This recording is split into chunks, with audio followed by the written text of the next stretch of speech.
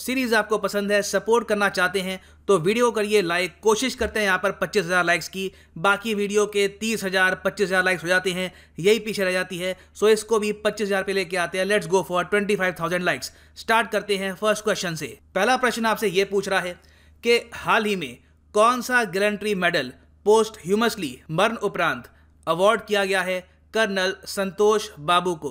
Colonel संतोष बाबू आपको पता होगा, ये वीर गति को प्राप्त हो गए थे गलवान वैली इंसिडेंट में जो हुआ था कुछ ही महीने पहले नियर लद्दाख। तो ये हैं यहाँ पे आपकी ऑप्शंस। सही उत्तर यहाँ पे है ऑप्शन सी, महावीर चक्र। जी हाँ, महावीर चक्र से सम्मानित किया गया है कर्नल संतोष बाबू को। और यहाँ पे आप देखेंगे वाइस प्रेसिडेंट ऑफ इंडिया की ट्वीट है, जो ब्रेवरी और सेक्रीफाइस दिखाया है कर्नल संतोष बाबू ने और इनके जवानों ने एट द गलवान वैली। इससे हर भारतीय प्राउड है और बिल्कुल we are all proud of his sacrifice. और बाय द वे मैं आपको ये बता दूं, आर्मी में होते हैं दो टाइप के गैलेंट्री अवार्ड। एक तो होता है पीस टाइम के लिए, फिर होता है वॉर टाइम के लिए। अब अजीब बात यह है कि गलवान वैली में कोई वॉर ऑफिशियली डिक्लेयर्ड थी नहीं, मगर फिर भी जो ये इनको गैलेंट्री अवार्ड मिला है ये दिया गया है वॉर टाइम गैलेंट्री अवार्ड। तो यहाँ पे संतोष बाबू, कर्नल संतोष बाबू को दिया गया है महावीर चक्र। ठीक है, तो महावीर चक्र के ऊपर होता है परमवीर चक्र और महावीर चक्र के नीचे आपको मिलेगा वीर चक्र। तो ये तो हो गए वॉर टाइम, जंग के समय। फिर शांति के समय वाले अलग से गैलेंट्री अवार्ड होते हैं। ये आपके सामने है अशोक चक्र, कीर्ति चक्र और शौर्य चक्र। आगे बढ़ते हैं अगले प्रश्न की तरफ। बहुत अच्छा सवाल है, आपकी नॉलेज को टेस्ट करेगा ये। यहाँ पे आपके सामने एक स्टेटमेंट है कि रिपब्लिक डे वो दिन है जब भारत का संविधान इफेक्ट में आया था और ये ऑफ कोर्स हुआ था ऑन 26 जनवरी 1950। आपको सिंपली ये बताना है कि भारत के संविधान ने ओवरऑल किस एक्ट को रिप्लेस किया था। जी हाँ, एक बहुत ही इंपॉर्टेंट एक्ट था जिसके थ्रू ब्रिटिशर्स पूरे इंडिया को रूल करते थे, इसको गवर्न करते थे। तो यहाँ पे है आपकी ऑप्शंस। सही उत्तर देखो यहाँ पे है option A, government of India act 1935। और इसी को रिप्लेस किया था कॉन्स्टिट्यूशन ऑफ इंडिया ने, that came into effect on 26 जनवरी 1950। और ये भी याद रख लेना कि कॉन्स्टिट्यूशन के लिए हमारा एक अलग से कॉन्स्टिट्यूशन डे भी होता है। ठीक है, और ये है 26 नवंबर। ये हम सेलिब्रेट करते हैं हर साल क्योंकि यही वो तारीख थी जब कॉन्स्टिट्यूएंट असेंबली ने अडॉप्ट कर लिया था ये संविधान। इसको फोर्स में लाया गया था 26 जनवरी को। तो याद रखिएगा, हर साल 26 नवंबर को होता है कॉन्स्टिट्यूशन डे, संविधान दिवस। Very important. आगे बढ़ते हैं अगले प्रश्न की तरफ। यहाँ पे आपसे पूछा जा रहा है कि हाल ही में पोस्ट ह्यूमसली सर्वोत्तम जीवन रक्षा पदक, ये इनमें से किसको अवार्ड किया गया है। याद रखिएगा पोस्ट ह्यूमसली। यहाँ पे है आपकी ऑप्शंस। सही उत्तर यहाँ पर है ऑप्शन ए, श्री मोहम्मद मोहसिन। देखिए, ये जो जीवन रक्षा पदक है इनके भी वेरियस टाइप्स आपको मिलेंगे। ऑलमोस्ट एक सीरीज है। एक तो होता है सर्वोत्तम जीवन रक्षा पदक, फिर होता है उत्तम जीवन रक्षा पदक, फिर होता है जीवन रक्षा पदक। ऑब्वियसली इसमें से सबसे जो हाईएस्ट अवार्ड है ये है सर्वोत्तम जीवन रक्षा पदक और ये अवार्ड मिला है श्री मोहम्मद मोहसिन को। और जीवन रक्षा पदक, जैसे इसका नाम बता रहा है, ये दिया जाता है उस व्यक्ति को जो बहुत ही ब्रेवरी दिखाकर, exemplary act of human nature दिखाकर किसी दूसरे व्यक्ति की जान बचाता है, saving lives from drowning, fire या फिर माइन एक्सीडेंट्स। और अगर मान लो कोई व्यक्ति है वो सर्व कर रहा है आर्म फोर्सेस में, पुलिस में, फायर सर्विस में, वो ऑफ ड्यूटी, जब ऑफ ड्यूटी है तब भी वो किसी को बचाता है, तब भी उस व्यक्ति को ये जीवन रक्षा पदक मिल सकता है। ठीक है, तो जो सर्वोत्तम जीवन रक्षा पदक है ये बहुत ही इंपॉर्टेंट है, इसको याद रखिएगा। और यहाँ पे आप देख पाएंगे cutout all India news division का, president of India approves conferment of Jeevan Raksha पदक सीरीज। आगे बढ़ते हैं अगले प्रश्न पर।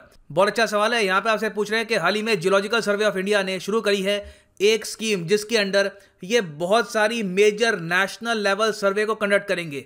सर्वे में क्या होगा, भारत की जो जियोलॉजी है इसको समझा जाएगा कि कहाँ पर लैंडस्केप कैसा है, कहाँ पर धरती के नीचे आपको रॉक मिलेगा, कहाँ पर ज़्यादा सैंड है, किस टाइप की जियोलॉजी है बेसिकली भारत के मेजर एरियाज़ की। और ये जो सर्वेस हैं ये कंप्लीट हो जाएंगे 2024 तक। आपको सिंपली यहाँ पर यह बताना है कि जियोलॉजिकल सर्वे ऑफ इंडिया जो आजकल न्यूज़ में है इसके हेडक्वार्टर्स कहाँ पे है। बहुत ही सिंपल क्वेश्चन है, मगर ट्रिकी क्वेश्चन है। ये है यहाँ पे आपकी ऑप्शंस। एक बार वीडियो पॉज करके इसको अटेम्प्ट कर लो। सही उत्तर यहाँ पे है ऑप्शन बी, कोलकाता। जी हाँ, कोलकाता में आपको मिलेंगे headquarters of the geological survey of India. और ये second oldest survey in India after survey of India. Survey of India को फाउंड किया गया था इन 1767। और ये भी समझ लो कि geological survey of India actually survey of India के नीचे आता है। जी हाँ, survey of India parent body है जियोलॉजिकल सर्वे ऑफ इंडिया की, और इसके फाउंडर 1851 में कौन थे? ब्रिटिश इंडिया का दौर था तो एक ब्रिटिशर ने इसको फाउंड किया था, इनका नाम था थॉमस ओल्डहैम। सो आगे बढ़ते हैं अगले प्रश्न की तरफ। बहुत अच्छा सवाल है, यहाँ पे आपसे पूछ रहे हैं कि on which day International Customs Day is organised in the month of January every year.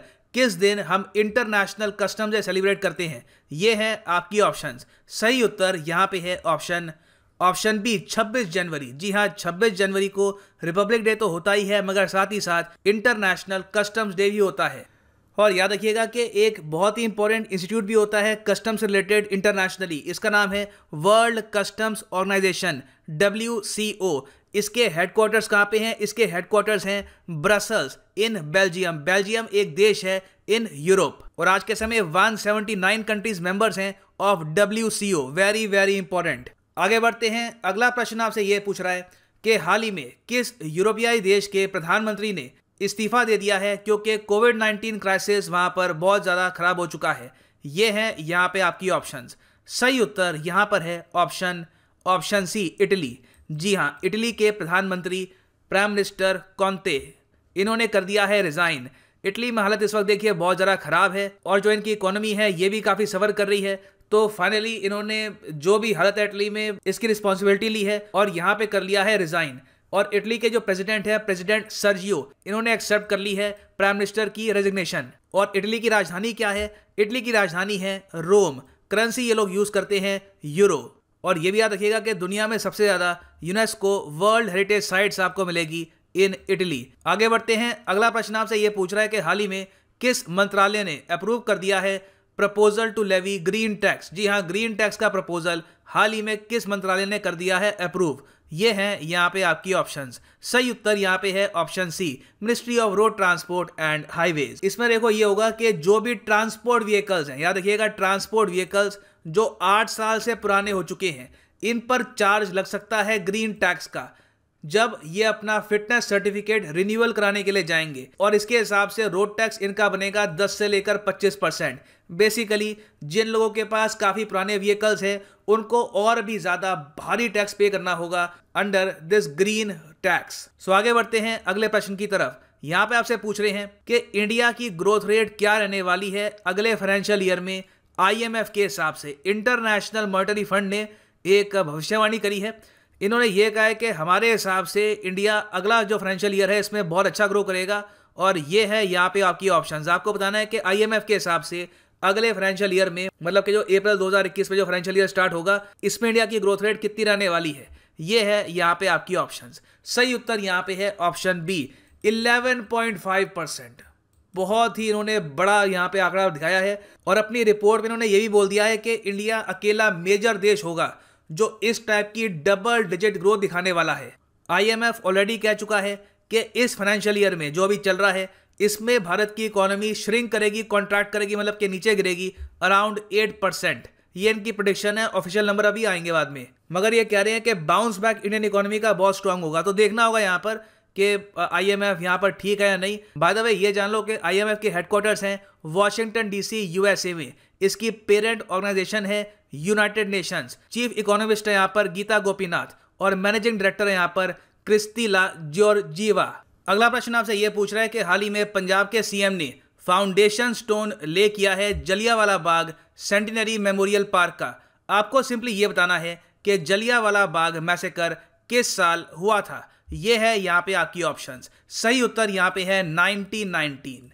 ठीक है, 1919 को मतलब कि ओवरऑल जलियांवाला बाग को 101 साल से भी ऊपर हो चुके हैं, और इसीलिए यहाँ पे एक बहुत ही इंपॉर्टेंट ये सेंटिनरी पार्क बनाएंगे। और ये भी याद रख लो कि जलियांवाला बाग हुआ था 13 अप्रैल 1919 को, जब उस वक्त के एक्टिंग ब्रिगेडियर जनरल डायर ने ऑर्डर किया था अपने सोल्जर्स को कि अनआर्म्ड सिविलियंस को ये गोली मारे इन द जलियांवाला बाग, अमृतसर, पंजाब। और इस पूरे इवेंट में एटलीस्ट बताया जाता है कि 379 लोगों की मौत हुई थी, करीब 1200 लोग यहाँ पे हुए थे घायल। और इस इवेंट के रिस्पॉन्स में विश्वगुरु रविंद्रनाथ टैगोर ने रिनाउंस कर दिया था अपना नाइटहुड, जो उनको सर का टाइटल दिया था, सर रविंद्रनाथ टैगोर, इन्होंने इसको रिनाउंस कर दिया था इस इवेंट के बाद। अगला प्रश्न आपसे यह पूछ रहा है कि फाउंडेशन डे ICMR NCDIR का सेलिब्रेट किया जाता है किस दिन?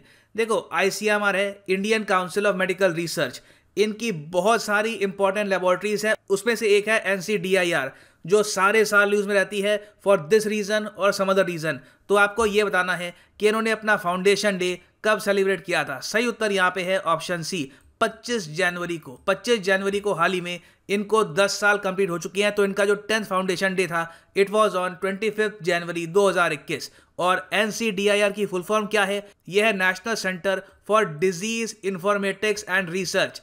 आज के समय जो भी डेटा आ रहा है रिगार्डिंग पेंडेमिक इंडिया में, उसमें NCDIR का क्रिटिकल रोल है। और इसके अलावा ये लोग फ्रेमवर्क बनाते हैं on telemedicine, management of cancer, diabetes, cardiovascular disease, stroke in India. बहुत ही इंपॉर्टेंट इनकी रिपोर्ट्स भी होती हैं। तो याद रखिएगा, इन्होंने सेलिब्रेट किया अपना 10th फाउंडेशन डे। अगर मान लो 11वां 12वां फाउंडेशन डे होता तो इतना इंपॉर्टेंट ना होता, मगर सिंस ये 10th है तो दिस इज वेरी इंपॉर्टेंट। सो अब बात करते हैं उस क्वेश्चन की जो मैंने आपसे पूछा था 26 जनवरी 2021 को। मैंने आपसे पूछा था कि इनमें से कौन सा देश, कौन सा यूरोपियाई देश एक लैंड लॉक्ड देश है। और ये क्वेश्चन बाय द वे आया था बिहार PCS 2018 में। सही उत्तर यहाँ पे है ऑप्शन बी, हंगरी। यहाँ पे आप देखेंगे अंकित सिंह ने इसका बहुत अच्छा आंसर दिया है। हंगरी है एक landlocked country in central Europe. अभी मैं पे भी दिखाऊंगा। कैपिटल है यहाँ पे बुदापेस्ट और आबादी है इस देश की लगभग 1 करोड़। सो एक बार ये कंट्री मैप में भी देख लो। यहाँ पे आप देखेंगे एशिया का मैप और ये है हमारा प्यारा भारत। और यहाँ पे मैं आपको दिखाता हूँ यूरोप। अब यूरोप में कौन कौन सी ऑप्शन थी? एक तो था बेल्जियम। बेल्जियम देखो आपको मिलेगा यहाँ पर, ठीक है। बेल्जियम क्लियरली आप देख पाएंगे, इसकी एक काफ़ी बड़ी कोस्टल लाइन है और बिल्कुल बेल्जियम एक लैंडलॉक्ड देश नहीं है। और फिर यहाँ पे आप अगर देखोगे रोमेनिया है, रोमेनिया भी एक लैंडलॉक्ड देश नहीं है। यूक्रेन भी एक लैंडलॉक्ड देश नहीं है। मगर यहाँ पे आपको दिखेगा हंगरी और ये इसकी राजधानी है बुदापेस्ट। ये बिल्कुल है एक लैंड लॉक्ड देश। और दुनिया का सबसे बड़ा लैंड लॉक्ड देश कौन सा है? दुनिया का सबसे बड़ा लैंड लॉक्ड देश है कजाकिस्तान। इवन दो आप देखोगे कि कजाकिस्तान की एक कोस्टल लाइन है विद द कैस्पियन सी, मगर कैस्पियन सी का कोई भी कनेक्शन नहीं है with any of the world's oceans. Landlocked मतलब कि डायरेक्टली आप दुनिया के किसी भी महासागर पे नहीं पहुंच सकते। तो इसलिए कजाकिस्तान है दुनिया का सबसे बड़ा लैंड लॉक्ड देश। सो बात करते हैं आज के क्वेश्चन के बारे में। अब देखो, ये क्वेश्चन मैं चाहता हूँ आप में से ज़्यादातर लोग अभी जो आप सुन रहे हो ना वीडियो, बिना कमेंट सेक्शन को देखे, बिना गूगल किए, सीधा इस वक्त जो आपके माइंड में आंसर आ रहा है ना, सिर्फ वही टाइप करना। देखते हैं कितने लोग इसको सही कर पाते हैं। यहाँ पे सिंपली आपसे ये पूछ रहे हैं कि इंडियन बैंक नोट जो रिलीज हुआ था नवंबर 2016 में, जिसमें आपको मंगलयान दिखेगा। मंगलयान मतलब जो मार्स ऑर्बिटर मिशन है जो हमने भेजा था मार्स में, ये किस डिनोमिनेशन के नोट में आपको मिलेगा? मतलब कि 500 के नोट में आपको दिखेगा मंगलयान, 2000 के नोट में, 200 के नोट में, या फिर 100 के नोट में? बिना गूगल किए, बिना कमेंट सेक्शन में देखे करो इसका आंसर। ये क्वेश्चन बिल्कुल हाल ही में SSC CHSL में आ गया था इन 2020। सो ये है एंड हमारी वीडियो का। Thank you for listening and as always God bless you all.